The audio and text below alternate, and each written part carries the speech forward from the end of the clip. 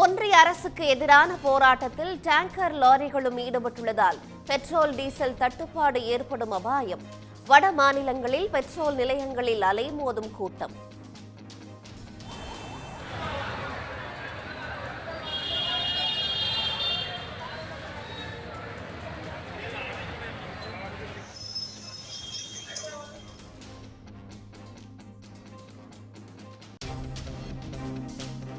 திருச்சி விமான நிலையத்தின் புதிய முனையத்தை திறந்து வைத்தார் பிரதமர் மோடி. 20,000 கோடி ரூபாய் மதிப்பிலான முடிவுற்ற திட்ட பணிகளை தொடங்கி வைத்தார். 5,000 சதுர மீட்டர் பரப்பளவை கொண்டுள்ள திருச்சிராப்பள்ளி சர்வதேச விமான நிலையத்தின் புதிய ஒருங்கிணைந்த முனைய கட்டிடம் ஆண்டுக்கு 45 லட்சம் பயணிகளுக்கு சேவை செய்யும்.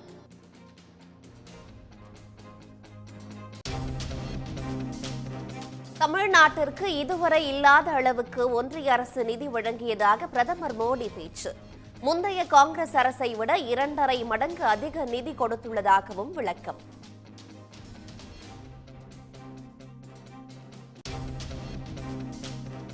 புயல் வெள்ள பாதிப்பை பேரிடராக அறிவிக்க வேண்டும் என்று பிரதமர் முன்னிலையில் முதலமைச்சர் மு க ஸ்டாலின் வலியுறுத்தல்.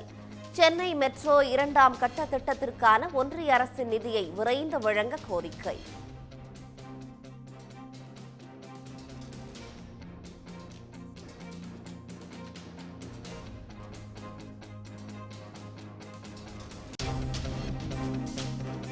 மகர விளக்கு பூஜைகள் நடைபெறுவதால் சபரிமலையில் கட்டுக்கடங்காத பக்தர்கள் கூட்டம்.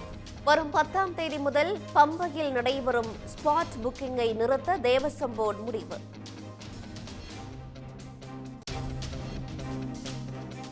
ஆத்தூரில் விவசாயிகளின் சாதி பெயரை குறிப்பிட்டு அமலாக்கத்துறை சம்மன் அனுப்பிய விவகாரம்.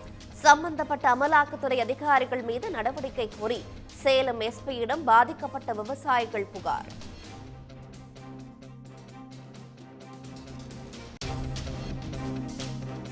தேனி அதிமுக அலுவலகத்தில் நடைபெற்ற அமமுக நிர்வாகிகள் கூட்டம். அலுவலகத்தை அமமுக கைப்பற்றியதாக வெளியான தகவலால் அதிமுகவில் சலசலப்பு.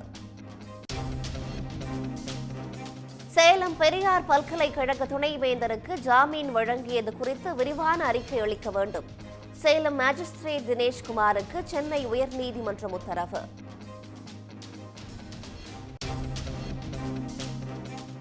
ஊழல் குற்றச்சாட்டில் கைது செய்யப்பட்ட பெரியார் பல்கலைக்கழக துணைவேந்தரை பணி நீக்கம் செய்ய ராமதாஸ் வலியுறுத்தல். பல்கலைக்கழகத்தை நிர்வகிக்க இடைக்கால நிர்வாக குழுவை அமைக்கவும் கோரிக்கை.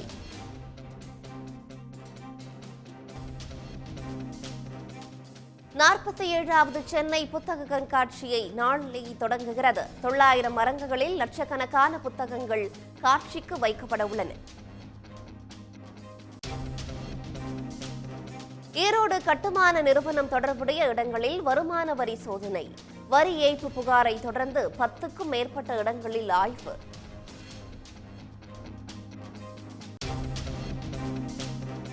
நர்சிங் கல்லூரி மாணவிகளுக்கு பாலியல் தொந்தரவு அளித்த வழக்கு. கல்லூரி தாளாளருக்கு 7 ஆண்டுகள் சிறை தண்டனை. புதிய மதுபான கொள்கை முறைகேடு வழக்கு. அமலாக்கத்துறை அலுவலகத்தில் நாளை ஆஜராகிறார் டெல்லி முதலமைச்சர் அரவிந்த் கெஜ்ரிவால். ஒன்றிய அரசின் புதிய குற்றவியல் சட்டங்களை கண்டித்து நாடு முழுவதும் லாரி ஓட்டுநர்கள் சாலை மறியல் போராட்டத்தில் ஈடுபட்டு வருகின்றனர். இதன் காரணமாக அத்தியாவசிய பொருட்களான காய்கறிகள், எரிபொருள் எடுத்துச் செல்லும் சரக்கு போக்குவரத்து சேவைகள் முடங்கியுள்ளன. சாலை விபத்தின் போது உயிரிழப்பை ஏற்படுத்திவிட்டு தப்பி ஓடும் லாரி ஓட்டுநர்களுக்கு புதிய குற்றவியல் சட்டங்களால் 10 ஆண்டுகள் வரை சிறை தண்டனையும் 7 லட்சம் ரூபாய் அபராதமும் விதிக்கப்படும் என தெரிவிக்கப்பட்டுள்ளது. இதற்கு முன்பு 2 முதல் 3 ஆண்டுகள் வரை சிறை தண்டனை விதிக்கப்பட்டு வந்த நிலையில் தற்போதைய ஒன்றிய அரசின் புதிய சட்டத்தால் அதிர்ச்சியடைந்துள்ள வட மாநில லாரி ஓட்டுநர்கள் அதற்கு எதிராக போராட்டத்தில் குதித்துள்ளனர்.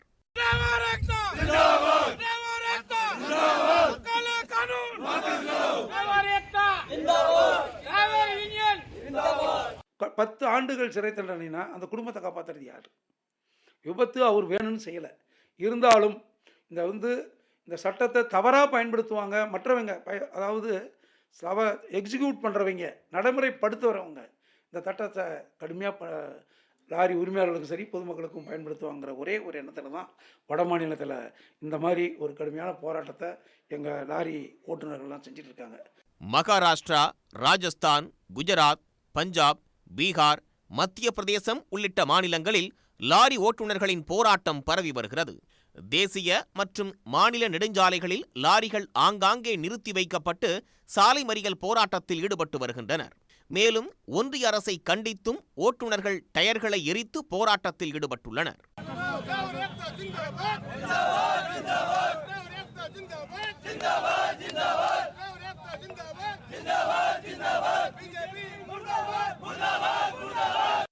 मोहम्मद अल्ताफ सर, हम ये कहना चाहेंगे कि जो ये हमारे गवर्नमेंट ऑफ इंडिया ने कानून लागू किया है, इसको वापस लेना चाहिए, क्योंकि इस पे हमारा ये हो रहा है। देखो, कोई ड्राइवर कोई भी हो सकता है, एक 300 रुपये दिहाड़ी मजदूर है, ड्राइवर मजदूर है एक, वो कहाँ से 10 लाख रुपया देगा और 5 साल वो सजा भुगतेगा, तो उसके बच्चे क्या खाएंगे? உத்தரப்பிரதேசத்தின் மெயின்பூர் நகரில் சாலை மறியல் போராட்டத்தில் ஈடுபட்ட ஓட்டுநர்களுக்கும் காவல்துறையினருக்கும் இடையே மோதல் வெடித்ததால் பதற்றம் நிலவியது. இதில் வன்முறையாளர்கள் காவல்துறையினர் மீது கற்களை வீசி தாக்குதல் நடத்தினர். இதனையடுத்து காவல்துறையினர் தடியடி நடத்தி வன்முறையாளர்களை அங்கிருந்து கலைத்தனர். வட மாநிலங்களில் நடைபெற்று வரும் லாரி ஓட்டுநர்களின் போராட்டத்தால் தமிழ்நாட்டில் இருந்து சென்ற லாரி ஓட்டுநர்கள் ஊர் திரும்ப முடியாமல் சிக்கி தவித்து வருகின்றனர். தமிழ்நாட்டிலிருந்து தினசரி சுமார் 50,000 லாரிகள் வட மாநிலங்களுக்கு சரக்குகளை ஏற்றிச் செல்லும் நிலையில் தற்போதைய போராட்டத்தால் மத்திய பிரதேச மாநிலம் சாகர் அருகே 50 கிலோமீட்டர் தூரத்தில் இருபுறமும் காடுகள் சூழ்ந்த இடத்தில் சிக்கி தவிப்பதாக தமிழ்நாட்டைச் சேர்ந்த ஓட்டுநர்கள் தெரிவித்துள்ளனர். நடுகாட்டில் நிற்கிறோம், எதுவும் போகிறதுக்கு வழி இல்லை, எப்போ கிளியர் ஆகுதோ தெரியல, ஒரு தண்ணி வசதி இல்லை, ஒரு கடை வசதி இல்லை, எதுவுமே இல்லை. ஒரு காடாக இருக்குது, 2 பக்கமும் இந்த அடி காடு இந்த அடி காடு. வண்டியெலாம் ரைட்டில் ஏறி போனால் அடித்து கணக்கிலான்னு நுணுக்குறாங்க. எல்லாம் பயங்கரமாக ராவடியெல்லாம் சருன்னு வண்டியில் வரானுங்க போகிறானுங்க, 2 வீலரில் எல்லாம் இங்கே லோக்கல் டிரைவருங்க. இது என்னைக்கு இதுக்கு தீர்வு முடியுமே தெரியல. புதிய குற்றவியல் சட்டங்களுக்கு எதிராக போராட்டம் நடத்தி வரும் லாரி ஓட்டுநர்களை பேச்சுவார்த்தைக்கு வருமாறு ஒன்றிய அரசு அழைப்பு விடுத்தது. இதனைத் தொடர்ந்து அகில இந்திய மோட்டார் காங்கிரஸ் நிர்வாகிகளுடன் ஒன்றிய உள்துறை செயலாளர் அஜய்குமார் பல்லா பேச்சுவார்த்தை நடத்தியுள்ளார். இதனிடையே புதிய குற்றவியல் சட்டங்களை திரும்பப் பெற வேண்டும் என காங்கிரஸ் எம்பி ராகுல் காந்தி எக்ஸ் பக்கத்தில் வலியுறுத்தியுள்ளார். இந்திய பொருளாதாரத்தின் முதுகெலும்பாக இருக்கும் லாரி ஓட்டுநர்களுக்கு எதிரான சட்டம் மோசமான விளைவுகளை ஏற்படுத்தும் என்றும் அவர் எச்சரித்துள்ளார். மிகவும் கடினமாக உழைத்தும் குறைந்த வருவாயை கொண்ட இந்த தொழிலாளர்களை கடுமையான சட்டத்திற்கு உட்படுத்துவது அவர்களின் வாழ்வாதாரத்தை பாதிக்கும் என்றும் இந்த சட்டத்தை தவறாக பயன்படுத்தி பணம் பறிக்கும் சூழல் உருவாகும் என்றும் அவர் கூறியுள்ளார். டேங்கர் லாரி ஓட்டுநர்கள் நடத்தி வரும் போராட்டத்தால் வட மாநிலங்களில் பெட்ரோல் விற்பனை நிலையங்களில் எரிபொருள் தட்டுப்பாடு ஏற்பட்டுள்ளது. இதனால் அனைத்து பெட்ரோல் விற்பனை நிலையங்களிலும் கூட்டம் நிரம்பி வழிவதால் பல கிலோமீட்டர் தூரத்திற்கு வாகனங்கள் வரிசை கட்டி நிற்கின்றன. எரிபொருள் டேங்கர் லாரி ஓட்டுநர்கள் பல்வேறு இடங்களில் போராட்டத்தில் ஈடுபட்டுள்ள நிலையில் எரிபொருள் தட்டுப்பாடு ஏற்படலாம் என்ற அச்சத்தில் வாகன ஓட்டிகள் பெட்ரோல் நிலையங்களுக்கு வாகனங்களுடன் படையெடுத்தனர். மராட்டியத்தில் நாக்பூர், தானே உள்ளிட்ட நகரங்களில் ஒரே நேரத்தில் வாகனங்களில் எரிபொருள் நிரப்ப ஏராளமானோர் திரண்டதால் ஊழியர்கள் திக்குமுக்காடினர்.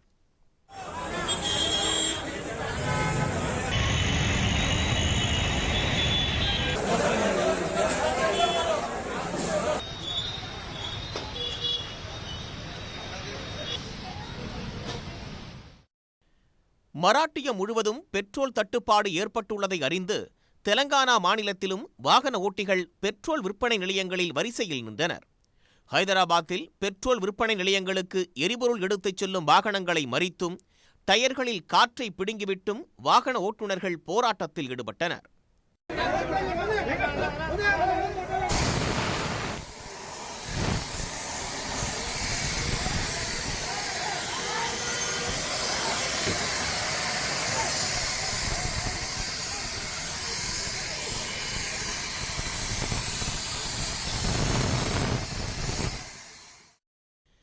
தெலங்கானா மாநிலத்திற்கு எண்ணெய் கிடங்குகளிலிருந்து தினமும் 900 முதல் 1200 டேங்கர் லாரிகள் மூலம் பெட்ரோல் நிலையங்களுக்கு எரிபொருளை சப்ளை செய்கின்றன. இவற்றில் தற்போது 250 டேங்கர்கள் மட்டுமே பெட்ரோல் டீசல் சப்ளை செய்வதால் எரிபொருளுக்கு தட்டுப்பாடு ஏற்பட்டுள்ளது. ஒவ்வொரு பெட்ரோல் பங்க் அருகிலும் நூற்றுக்கணக்கான வாகனங்கள் வரக்கூடிய நிலையில் வாகன ஓட்டிகள் அனைவரும் வாகனங்களில் எரிபொருளை முழுவதும் நிரப்பிச் செல்வதால் பல பெட்ரோல் பங்குகளில் எரிபொருள் இல்லை என்ற அறிவிப்பு பலகை வைக்கப்பட்டுள்ளது.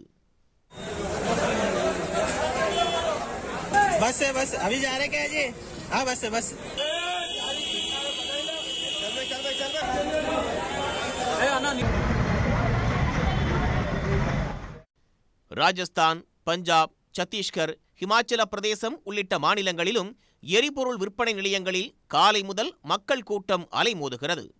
அனைத்து பெட்ரோல் விற்பனை நிலையங்களிலும் கூட்டம் நிரம்பி வழிவதால் பல கிலோமீட்டர் தூரத்திற்கு வாகனங்கள் வரிசை கட்டி நிற்கின்றன.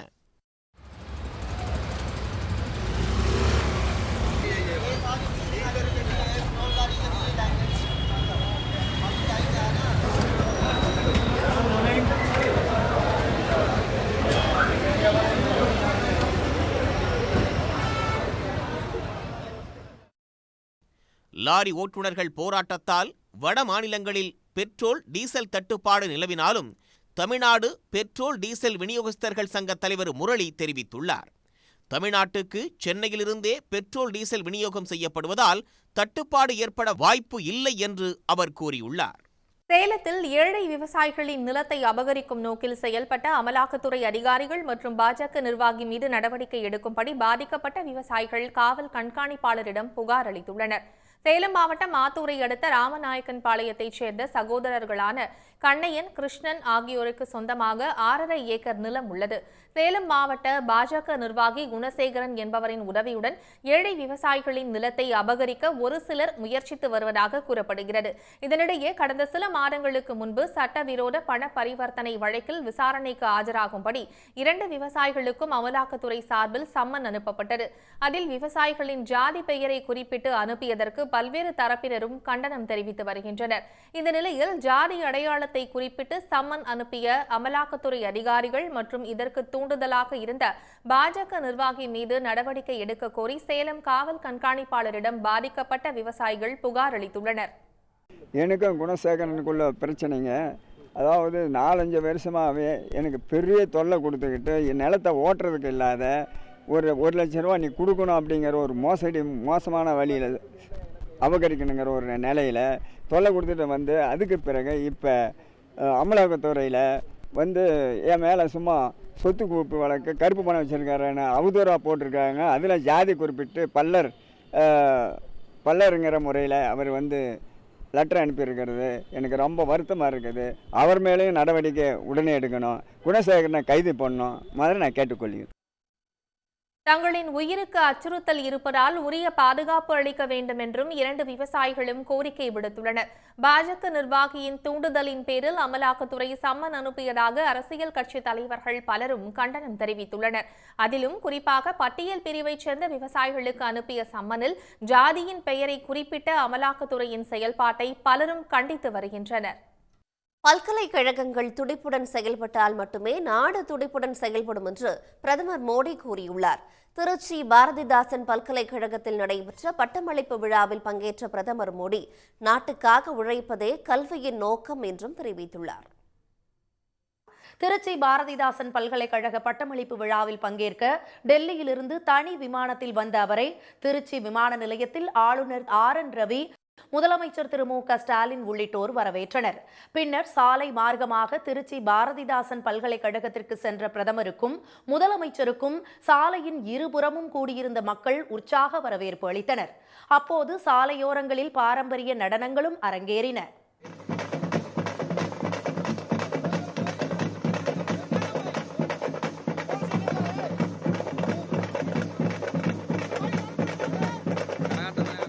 பாரதிதாசன் பல்கலைக்கழகத்திற்கு வந்தடைந்த மோடி வளாகத்தில் உள்ள பாரதிதாசன் சிலைக்கு மலர் தூவி மரியாதை செலுத்தினார். பின்னர் சிண்டிகேட் உறுப்பினர்கள் மற்றும் தங்கப்பதக்கம் பெற்ற மாணவ மாணவிகளுடன் பிரதமர், முதலமைச்சர் உள்ளிட்டோர் குழு புகைப்படம் எடுத்துக்கொண்டனர். அதனைத் தொடர்ந்து நடைபெற்ற பட்டமளிப்பு விழாவில் 33 பேருக்கு தங்கப்பதக்கங்கள் மற்றும் முனைவர் பட்டங்களை திரு மோடி வழங்கினார்.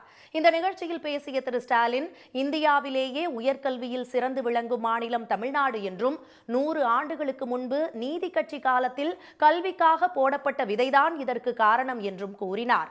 இன்னார்தான் படிக்க வேண்டும் என்று இருந்த நிலையை மாற்றி அனைவருக்கும் அனைத்து விதமான வாய்ப்புகளையும் உருவாக்கி தருவதாக அவர் தெரிவித்தார். உயர்கல்விக்கான அனைத்து உள்கட்டமைப்புகளையும் உருவாக்கியதால் தான் கல்வித்துறையில் தமிழ்நாடு முன்னிலை வகிப்பதாக திரு ஸ்டாலின் சுட்டிக்காட்டினார். இந்தியாவின் தலைசிறந்த 10 கலை அறிவியல் கல்லூரிகளாக தேசிய தரவரிசையில் உள்ள 35 கல்லூரிகள் தமிழ்நாட்டில் உள்ளன. இந்தியாவின் தலைசிறந்த 100 பல்கலைக்கழகங்களில் 22 பல்கலைக்கழகங்கள் தமிழ்நாட்டில் உள்ளன. இந்தியாவின் தலைசிறந்த 100 பொறியியல் கல்லூரிகளில் 15 பொறியியல் கல்லூரிகள் தமிழ்நாட்டில் உள்ளன. 2022 மற்றும் 2023 ஆண்டுகளில் தமிழ்நாடு தேசிய தரவரிசை பட்டியலில் முதலிடம் பெற்றுள்ளது. பின்னர் உரையாற்றிய திரு மோடி கல்வியில் சிறந்து விளங்கும் மாநிலமாக தமிழ்நாடு திகழ்வதாக கூறினார். வலிமையான நாடாக இந்தியா மாறியிருப்பதற்கு சிறப்பான பல்கலைக்கழகங்கள் இருப்பதுதான் காரணம் என்று அவர் தெரிவித்தார். Behind the rise of India today is the rise of our universities. India is setting records in economic growth at the fastest growing major economy. At the same time, our universities are also entering global rankings in record numbers. நாட்டிற்காக உழைப்பதுதான் கல்வியின் முக்கிய நோக்கம் என்று கூறிய பிரதமர், பெற்ற கல்வியையும் அறிவையும் சமூக முன்னேற்றத்திற்காக மாணவர்கள் பயன்படுத்த வேண்டும் என்று கேட்டுக்கொண்டார். புதியதோர் உலகம் செய்வோம் என்ற புரட்சி கவிஞர் பாரதிதாசன் பாடலை மேற்கோள் காட்டிய திரு மோடி, உலக நாடுகள் இந்தியாவை நம்பிக்கையுடன் பார்ப்பதாகவும் கூறினார். சபரிமலையில் கூட்டத்தை கட்டுப்படுத்தும் விதமாக வரும் 10ஆம் தேதி முதல் ஸ்பாட் புக்கிங்கை நிறுத்த தேவசம் போர்டு முடிவு செய்துள்ளது. சபரிமலையில் மண்டல கால பூஜை முடிந்து மகர விளக்கு பூஜைக்காக கடந்த 30ஆம் தேதி நடை திறக்கப்பட்டது. நடை திறக்கப்பட்டது முதலே ஐயப்பனை தரிசிக்க சபரிமலையில் வரலாறு காணாத கூட்டம் அலைமோதி வருகிறது. பெரிய நடைப்பந்தலில் இருந்து மரக்கூட்டம் வரை வரிசை நீண்டு காணப்படுகிறது.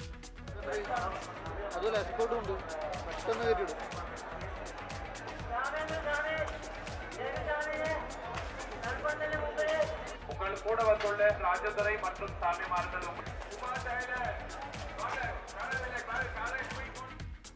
மகர விளக்கு பூஜையை ஒட்டி அதிகரிக்கும் பக்தர்கள் கூட்டத்தை கருத்தில் கொண்டு ஐயப்பனை தரிசிப்பதற்கான ஸ்பாட் புக்கிங் எனப்படும் உடனடி முன்பதிவை வரும் 10ஆம் தேதி முதல் நிறுத்த தேவசம் போர்டு முடிவு செய்துள்ளது.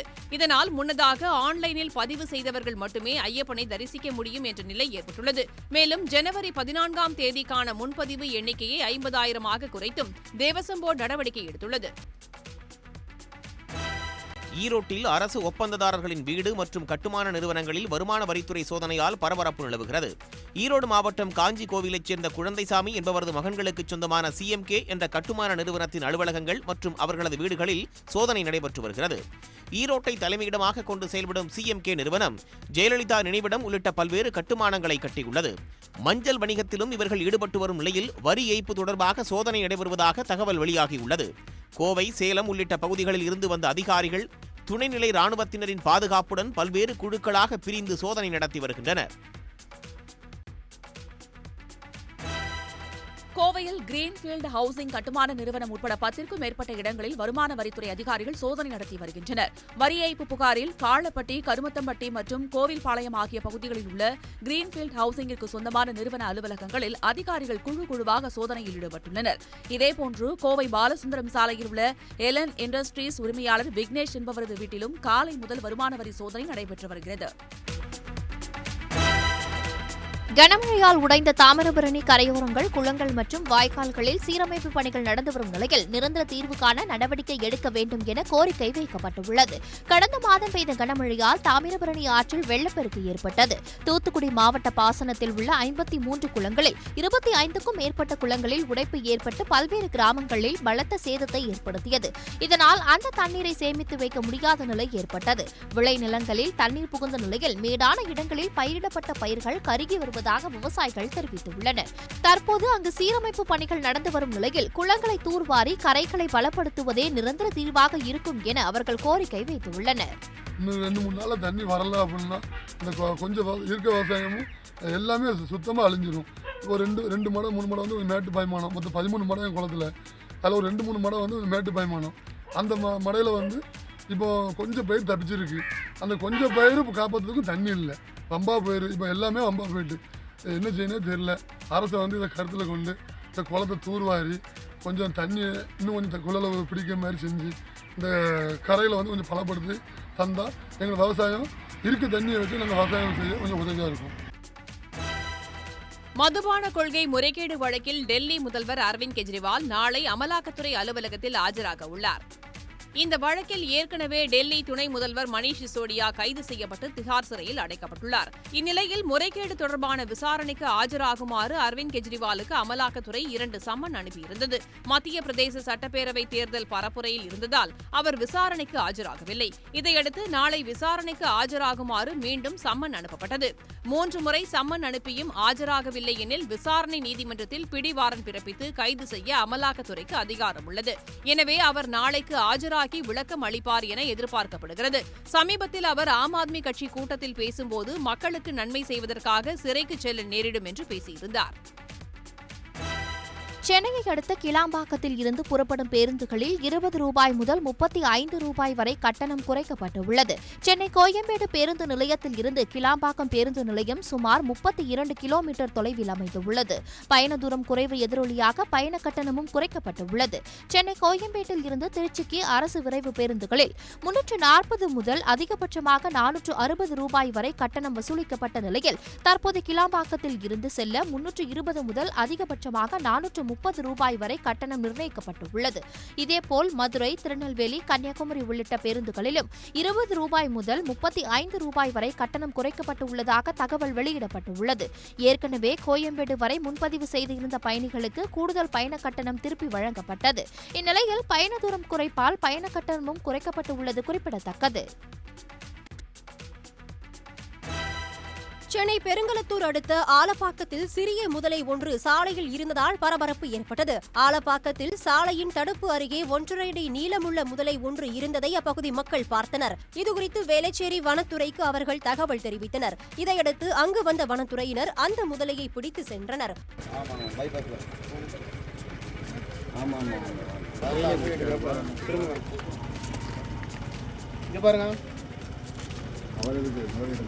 ஒரு மாதம் முன்பு புயல் மழையின் போது இரவு நேரத்தில் பெரிய முதலை ஒன்று சாலையை கடந்தது. ஆனால் 15 நாட்களுக்கு முன்புதான் அந்த முதலை பிடிப்பட்டது. ஏரி குளங்களில் நீர் நிரம்பி வழிந்ததால் வெளியேறிய முதலைகள் நீர் வடிந்த நிலையில் ஆங்காங்கே பிடிபட்டு வருகிறது. மோசடி வழக்கில் சிக்கிய துணைவேந்தரும் பதிவாளரும் இல்லாமல் சேலம் பெரியார் பல்கலைக்கழக நிர்வாகம் முடங்க இருப்பதாக முதலமைச்சருக்கு பல்கலை ஆசிரியர் சங்கம் கடிதம் எழுதியுள்ளது. பல்கலைக்கழக நடைமுறை சட்ட விதிகளை பயன்படுத்தி துணைவேந்தருக்கு பதிலாக IAS அதிகாரி ஒருவரை நியமிக்க வேண்டும் என ஆசிரியர் சங்க தலைவர் வைத்தியநாதன் வேண்டுகோள் விடுத்துள்ளார். பதிவாளரும் துணைவேந்தரும் தான் ஒரு பல்கலைக்கழகத்துக்கு மிக முக்கியமானது.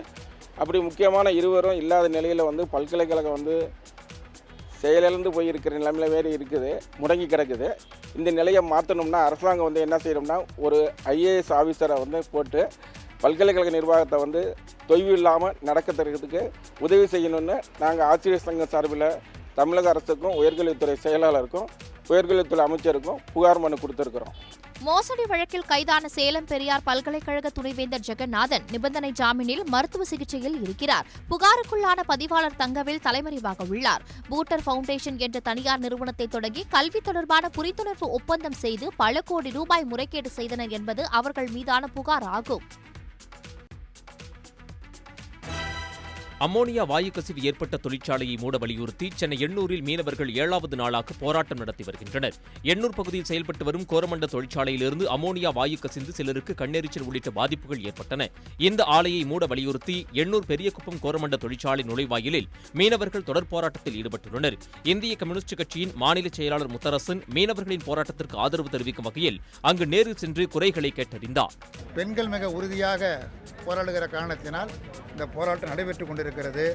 தமிழக அரசு உடனடியாக மக்களுடைய இந்த கோரிக்கைகளை செவிமடுத்து கேட்டு இந்த கோரமண்டல் தொழிற்சாலை தற்காலிகமாக மூடியிருப்பதை நிரந்தரமாக மூட வேண்டும் என்ற அவருடைய கோரிக்கையை பரிசீலித்து நிறைவேற்ற வேண்டும் என்று இந்திய கம்யூனிஸ்ட் கட்சியின் தமிழ்நாடு மாநில குழுவின் சார்பில் கேட்டுக்கொள்கிறேன். பொங்கல் பண்டிகை நெருங்கி வரும் நிலையில் திருவண்ணாமலை மாவட்டம் செங்கத்தில் பொங்கல் பானை தயாரிக்கும் பணி மும்முரமாக நடைபெற்று வருகிறது. செங்கம் அடுத்த பள்ளிப்பட்டு பகுதியில் 10க்கும் மேற்பட்ட குடும்பத்தினர் மண்பாண்ட தயாரிப்பில் ஈடுபட்டு வருகின்றனர். போதிய லாபம் கிடைக்காததால் பலர் இந்த தொழிலில் இருந்து வேறு தொழிலுக்கு மாறி வருகின்றனர். பொங்கல் பண்டிகை நெருங்கி வரும் நிலையில் தற்போது அங்கு பானை தயாரிக்கும் பணி சூடுபிடித்துள்ளது. குடும்ப அட்டைதாரர்களுக்கு வழங்கப்படும் பொங்கல் தொகுப்பில் மண் பானையினையும் சேர்த்து வழங்க வேண்டும் என்றும் தொழிலாளர்களிடமிருந்து நேரடியாக மண்பானைகளை கொள்முதல் செய்ய வேண்டும் என்று அவர்கள் கோரிக்கை விடுத்திருக்கிறார்கள். இனி வருங்காலங்களிலே இந்த அரசானது மண்பாண்ட தொழிலாளர்களின் கோரிக்கையை நிறைவேற்றும் விதமாக ஒரு மண்பாண்ட தொழிலாளர்களிடமிருந்து கொள்முதல் செய்து நியாய விலைக் கடையில் வழங்கும் பொழுது மண்பாண்ட உற்பத்தியாளரும் இந்த தொழிலை மிகுந்த ஆர்வத்துடன் செய்ய வழிவகுக்கும். தங்களுடைய குடும்ப வாழ்வாதாரத்தை பெருக்கிக் கொள்ள வழிவகுக்கும். இந்த நலிந்து வரும் தொழிலானது இதிலிருந்து மீட்டெடுக்கப்படும். துணைவேந்தர் ஜெகநாதனுக்கு ஜாமீன் வழங்கியது குறித்து விரிவான அறிக்கை அளிக்க சேலம் மேஜிஸ்ட்ரேட் தினேஷ்குமாருக்கு சென்னை உயர்நீதிமன்றம் உத்தரவிட்டுள்ளது.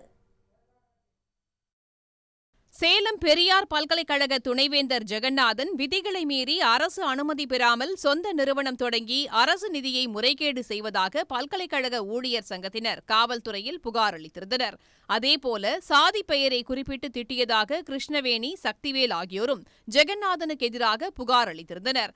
இந்த புகார்களின் அடிப்படையில் கருப்பூர் காவல் நிலையத்தினர் இந்திய தண்டனை சட்டம் மற்றும் வன்கொடுமை தடுப்புச் சட்டத்தின் 8 பிரிவுகளில் வழக்கு பதிவு செய்து துணைவேந்தர் ஜெகநாதனை கைது செய்தனர். விசாரணைக்கு பின் சேலம் 2வது குற்றவியல் நடுவர் நீதிமன்ற நீதிபதி தினேஷ்குமார் முன்னிலையில் ஆஜர்படுத்தப்பட்ட ஜெகநாதன் நிபந்தனை ஜாமீனில் விடுவிக்கப்பட்டார். குற்றச்சதி, ஆவணங்களில் மோசடி உள்ளிட்ட பிரிவுகளில் வழக்கு பதிவு செய்யப்பட்ட போதும் துணைவேந்தர் ஜெகநாதனுக்கு ஜாமீன் வழங்கப்பட்டதை எதிர்த்து சேலம் கூடுதல் ஆணையர் தரப்பில் சென்னை உயர்நீதிமன்றத்தில் மனு தாக்கல் செய்யப்பட்டது. அந்த மனு நீதிபதி பி. தனபால் முன்பு விசாரணைக்கு வந்தபோது ஆவணங்களின் அடிப்படையில் குற்றச்சாட்டுகளுக்கு முகாந்திரம் உள்ளதாக கூறிய மேஜிஸ்ட்ரேட் தினேஷ்குமார் ஜெகநாதனை நீதிமன்ற காவலில் வைக்க உத்தரவிட மறுத்தது தவறு என்று காவல்துறை தரப்பில் வாதிடப்பட்டது. வன்கொடுமை தடுப்புச் சட்டத்தின் கீழும் வழக்கு பதிந்துள்ளதால் அதுகுறித்து சிறப்பு நீதிமன்ற நீதிபதியே முடிவெடுக்க முடியும் என்றும் அந்த அதிகாரத்தை மேஜிஸ்ட்ரேட் எடுக்க முடியாது என்றும் வாதிடப்பட்டது. அதே நேரத்தில் உள்நோக்கத்துடனும் பழிவாங்கும் வகையிலும் பொய் புகார் கூறப்பட்டதாக துணைவேந்தர் ஜெகநாதன் தரப்பில் எதிர்வாதம் வைக்கப்பட்டது. இருதரப்பு வாதங்களையும் கேட்ட நீதிபதி பி. தனபால் துணைவேந்தர் ஜெகநாதனுக்கு ஜாமீன் வழங்கியது தொடர்பாக விரிவான அறிக்கை தாக்கல் செய்யும்படி சேலம் மேஜிஸ்ட்ரேட் தினேஷ்குமாருக்கு உத்தரவிட்டார். வழக்கின் விசாரணை ஜனவரி 12ஆம் தேதிக்கு ஒத்திவைக்கப்பட்டுள்ளது. உடனுக்குடன் செய்திகளை தெரிந்து கொள்ள சன் நியூஸ் பெல் ஐகானை கிளிக் பண்ணுங்க.